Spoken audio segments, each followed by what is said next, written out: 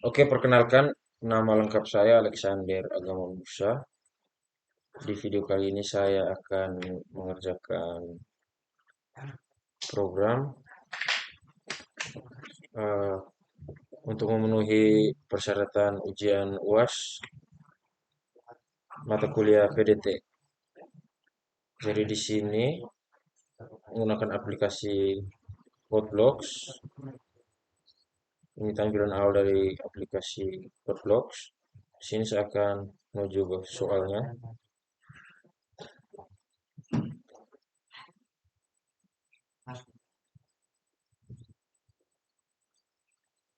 Soal nomor satu, buatlah semua program sederhana menggunakan MPI Send dan MPI Range.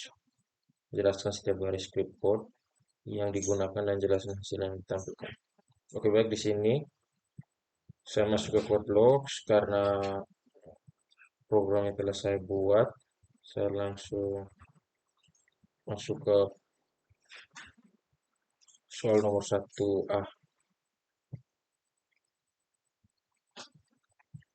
Ini adalah tampilan dari program yang telah saya buat. Saya akan menjelaskan sedikit tentang eh, nama-nama yang ada dalam program. Yang pertama,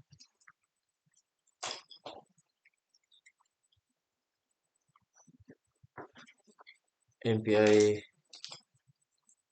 init digunakan untuk menginisialisasi lingkungan MPI. Selanjutnya, MPI com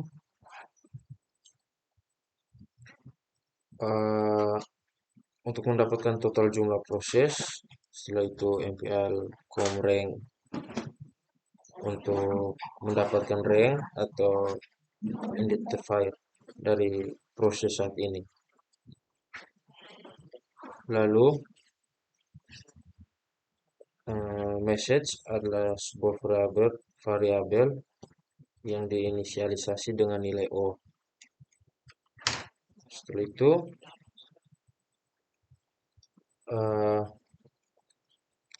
MPI send message. MPI send message ini untuk mengirim pesan dengan nilai 0 ke proses dengan rank 1 seperti yang ada pada program. Setelah itu MPI ref yaitu untuk menerima pesan dari proses dengan rank 0 yang ini. Setelah itu print uh, untuk mencetak pesan penerimaan. Lalu yang terakhir MPI finalist digunakan untuk membersihkan lingkungan MPI sebelum program diakhiri. Oke, di sini saya coba jalankan.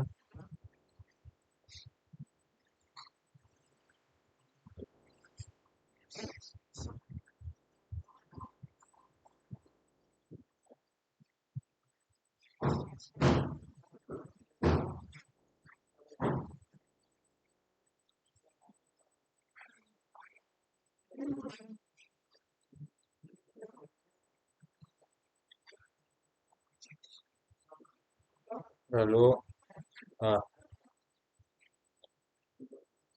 eh, ini adalah hasil dari program yang dijalankan pada program pertama. Proses return 1 dalam kurung kali 1 exit time. Oke, saya lanjut ke soal 1 bagian B.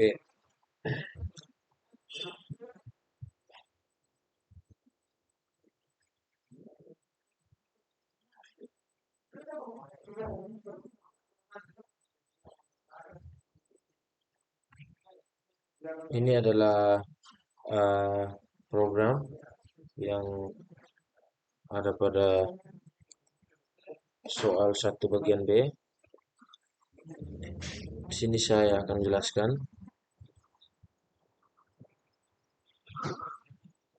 Sama seperti soal 1A, int main, MPI init, init support size.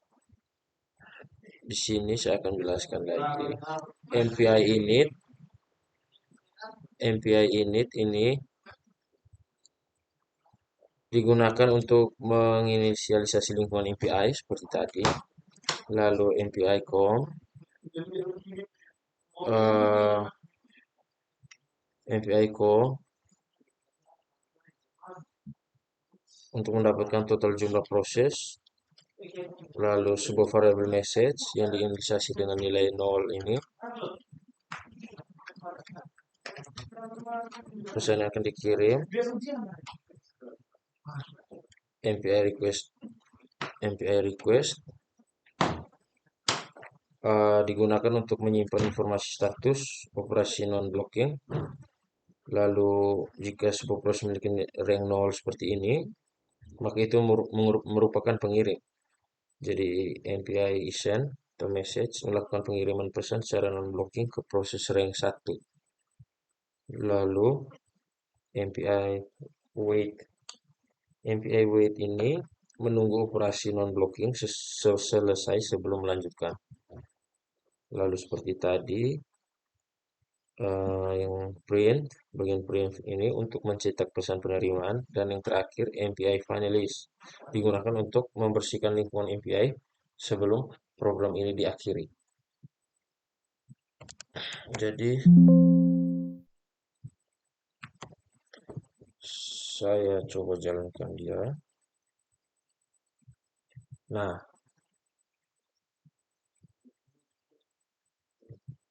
tampilannya dari hasil program yang kita jalankan akan seperti ini. Lalu kita lanjut ke soal nomor 3. Nomor 2. Di sini saya akan buatlah program sederhana untuk membedakan point-to-point communication antara penggunaan explicit synchronization dan implicit synchronization. Jelaskan setiap baris script code yang digunakan dan jelaskan hasil yang ditampilkan serta perbedaan antara penggunaan explicit synchron dan implicit synchron. Oke, kita masuk ke code blocks lagi. Di sini saya masuk ke project yang telah saya buat.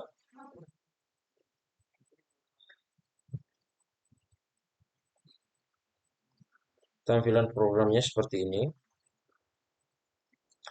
MPI init, int support size, MPI com size, MPI com rank. Saya akan menjelaskan lagi. MPI init ini digunakan untuk menginisialisasi lingkungan MPI. MPI com size untuk mendapatkan total jumlah proses, sedangkan MPI com rank mendapatkan rank atau identifier dari proses saat ini. Selanjutnya, jika proses memiliki rank 0 seperti ini, maka itu merupakan pengirim. Masuk ke MPI send. MPI send ini melakukan pengiriman pesan secara non-blocking ke proses dengan rank 1. Lalu print ini untuk mencetak pesan pengiriman. Lalu MPI wait. MPI wait ini untuk menunggu operasi non-blocking sesuai sebelum melanjutkan. Selanjutnya MPI ref. MPI ref ini melakukan penerimaan pesan secara blocking dari proses dengan rank 0. Lalu print lagi. Print bagian bawah ini untuk mencetak pesan penerimaan. Lalu yang terakhir MPI finalize digunakan untuk membersihkan lingkungan MPI yang terdapat di atas ini sebelum program diakhiri. Untuk sesuai soal tadi, kita jelaskan lalu kita berikan perbedaan antara penggunaan explicit synchron dan implicit synchron. Jadi, perbedaannya atau perbandingan untuk penggunaan synchronization, penggunaan MPI wait pada proses pengirim menunjukkan explicit synchron, di mana proses pengirim menunggu hingga pesan terkirim sebelum melanjutkan eksekusi. Penggunaan MPI ref pada proses penerima menunjukkan implicit synchronization, di mana proses penerima akan menunggu hingga pesan diterima sebelum melanjutkan eksekusi. Lalu penggunaan explicit synchron memberikan kontrol yang lebih besar atas urutan eksekusi, sedangkan implicit synchronization dapat memungkinkan lebih banyak overlapping antara komunikasi dan komputasi, tergantung pada implementasi MPI dan situasi program yang dibuat.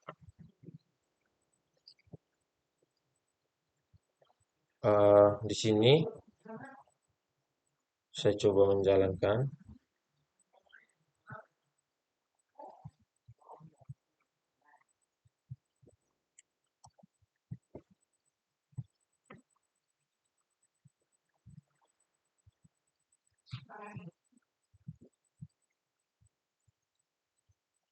Ini adalah tampilan atau hasil dari program nomor 2 yang telah saya jalankan. Lanjutkan nomor 3. Nomor 3, buatlah program untuk implementasi collective communication dengan penggunaan global product. Jelaskan setiap baris script code yang digunakan dan jelaskan hasil yang ditampilkan. Kita masuk ke code blocks lagi.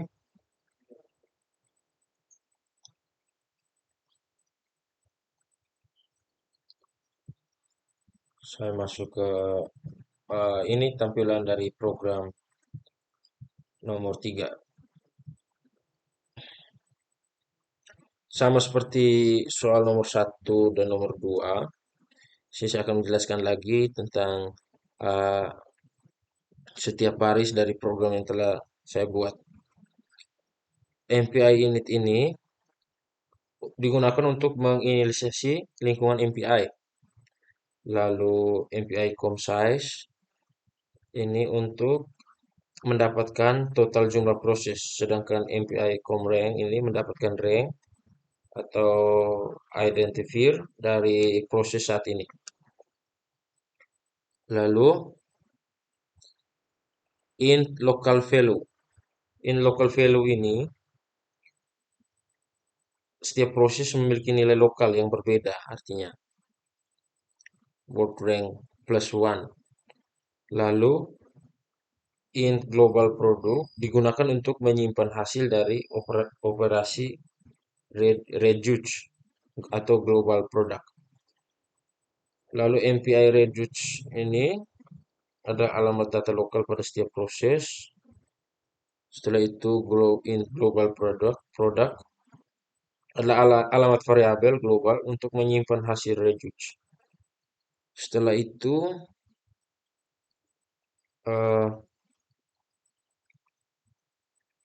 MPI word, yaitu untuk komunikator yang digunakan, adalah sebuah bagian yang digunakan untuk komunikator. Setelah itu if word rank ini digunakan untuk memastikan hanya proses dengan rank 0 yang mencetak hasil, seperti yang ada pada tampilan ini. If word rank sama dengan 0. Lalu yang terakhir finalist, MPI finalist itu untuk digunakan membersihkan lingkungan MPI sebelum program diakhiri.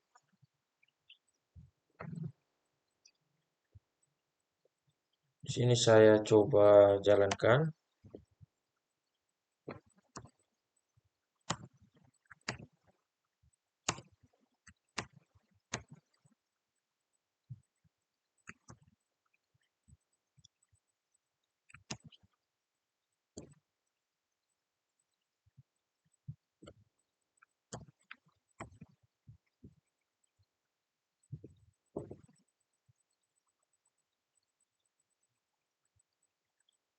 Tampilan awal dari program soal nomor 3 adalah seperti ini. Hasil global produk 1. Lalu kita lanjut ke soal nomor 4. Soal nomor 4 ini, buatlah program sederhana untuk implementasi tentang simple deadlock. Jelaskan setiap baris script code yang digunakan dan jelaskan hasil yang ditampilkan. Kita masuk ke code blocks.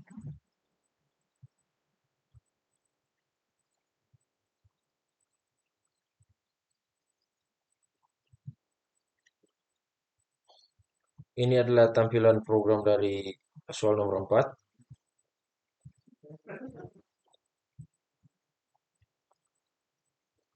Sama seperti nomor 1, 2, dan 3, MPI init ini int main, int board size, di mana MPI ini digunakan untuk menganalisasi lingkungan MPI, MPI com size untuk mendapatkan total jumlah proses, MPI com rank untuk mendapatkan rank dari proses saat ini, if board size lebih kecil dari 2, digunakan untuk memastikan bahwa program berjalan dengan nilai minimal 2 proses karena deadlock melibatkan 2 proses atau lebih. Lalu, jika proses memiliki rank 0, itu adalah pengirim. Sama seperti ini. MPI send mengirim pesan kosong ke proses dengan rank 1. MPI ref mencoba menerima pesan dari proses dengan rank 1 yang menyebabkan deadlock. Selanjutnya, jika proses memiliki rank 1 sama seperti program ini, MPI ref-nya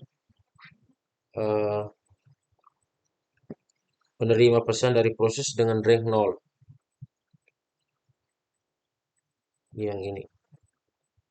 Lalu MPI send mengirim pesan kosong ke proses dengan rank 0 yang menyebabkan deadlock. Selanjutnya,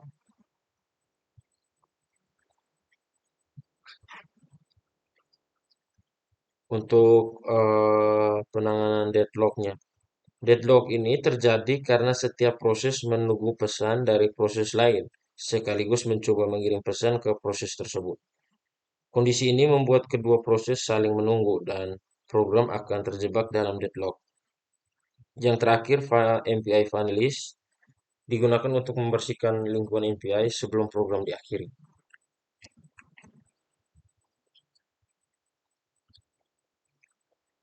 Sini saya jalankan.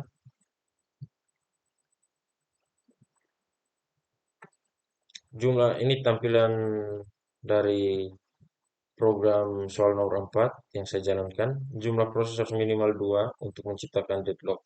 Application called MPI abort, MPI convert 1, proses 0. Oke, kita lanjut ke nomor 5.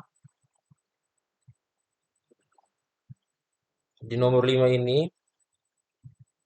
jelaskan apa yang dimaksud dengan topologi Cartesian dalam implementasi virtual topologi. Jadi, dalam implementasi virtual topologi pada MPI atau Message Passing Interface, topologi Cartesian adalah salah satu jenis topologi yang memungkinkan pengguna untuk menyusun proses-proses dalam bentuk grid atau matriks secara virtual. Pada topologi Cartesian, proses-proses diatur dalam grid yang terdiri dari dimensi-dimensi tertentu, mirip dengan matriks atau array multidimensi. Setiap proses memiliki koordinat unik di dalam grid ini. Jadi, itu adalah penjelasan yang dimaksud dengan topologi Cartesian dalam implementasi virtual topologi. Sekian dan terima kasih.